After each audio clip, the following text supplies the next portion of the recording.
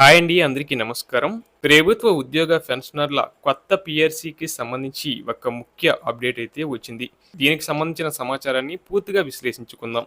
ఇక విషయంలోకి వెళ్తే ప్రస్తుతం రాష్ట్రంలో 12వ పీఆర్సీ గురించి చర్చ ఎందుకు జరుగుతుంది అంటే గత జీత సవరణ తర్వాత చాలా కాలం గడిచింది. పీఆర్సీ అంటే ఉద్యోగుల జీతాలను కాలానుగుణంగా సవరించడం.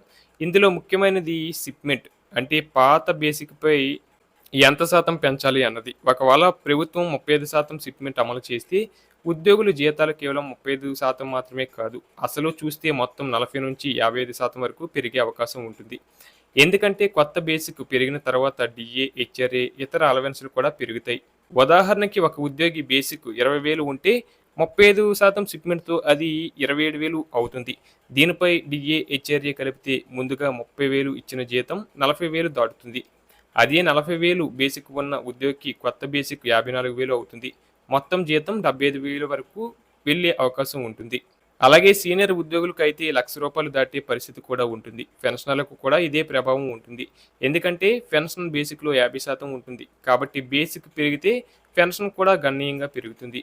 ఉదాహరణకి 40,000 బేసిక్ ఉన్న వ్యక్తికి 20,000 పెన్షన్ ఉంటే కొత్త బేసిక్ 54,000 అయితే పెన్షన్ 27,000 అవుతుంది. అంటే నెలకు 7,000 పెరుగుతుంది అదనంగా.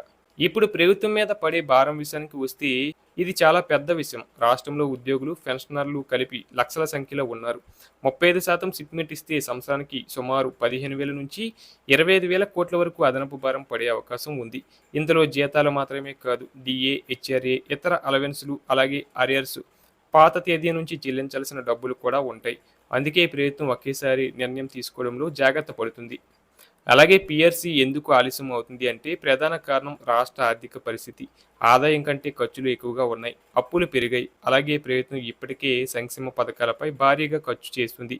ఇలాంటి పరిస్థితిలో 30 లేదా 35% వంటి పెద్ద షిప్‌మెంట్ ఇస్తే బడ్జెట్‌పై తీవ్ర ఒత్తిడి పడుతుంది. అందుకే ప్రభుత్వం ఆలస్యం చేస్తూ పరిస్థితిని అంచనా వేస్తుంది.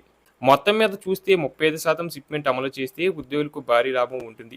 కానీ ప్రభుత్వానికి భారీ ఆర్థిక భారం అవుతుంది. అందుకే వాస్తవంగా ప్రభుత్వం 20-30% మధ్యలోనే నిర్ణయం తీసుకునే అవకాశం ఎక్కువగా ఉందని అనుకుంటున్నారు.